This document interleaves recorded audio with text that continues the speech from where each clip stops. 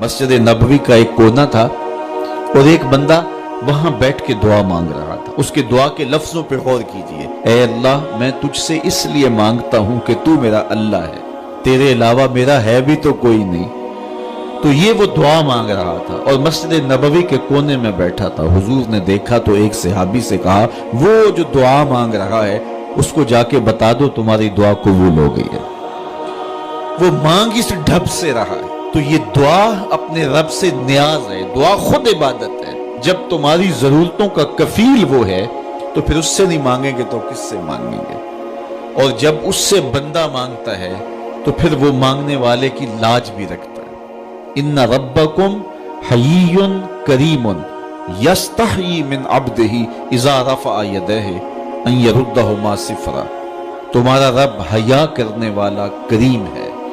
जब बंदे उसके सामने हाथ फैला के दुआ मांगते हैं, अल्लाह फरमाता है मुझे शर्म आती है उनके उठे हुए हाथ खाली कैसे मोड़ो। जब उन्होंने मुझसे मांगा है तो मैंने भी ना दिया तो कौन देगा।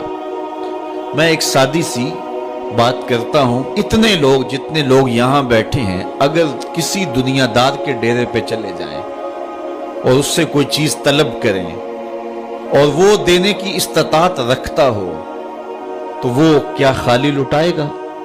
वो कहेगा इतने लोग आगे हो तो डेरादारी की शान के खिलाफ है कि मैं इनको खाली लुटाऊं। तो जब ये दुनियादार खाली नहीं लुटाता तो रब कैसे खाली लुटाएगा। जब बंदे उसकी दहलीज पे चल के आ जाएं तो वो बंदों की जरूरतों का कफील है और उनके हर दर्द को जानता है और उनकी जरूरतों को पूरा करता है।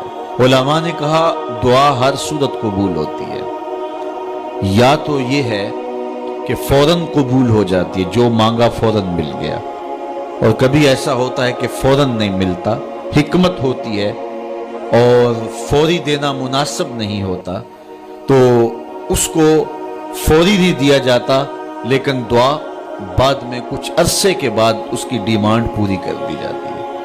और कभी ऐसा होता है ना फौरी दिया जाता है ना बदेर दिया जाता है, उस दुआ को जखीरा कर लिया जाता है और हशर के दिन उसका बदला दिया जाएगा। और रिवायत में आता है हशर के दिन जब उन दुआओं का बदला दिया जाएगा जिनका बदला दुनिया में नहीं मिला था, तो लोग आरजू करेंगे काश के दुनिया में कोई दुआ कबूल ही ना हुई होती, सारे सिले आखिरत में मिलते। अल्लाह अकबर।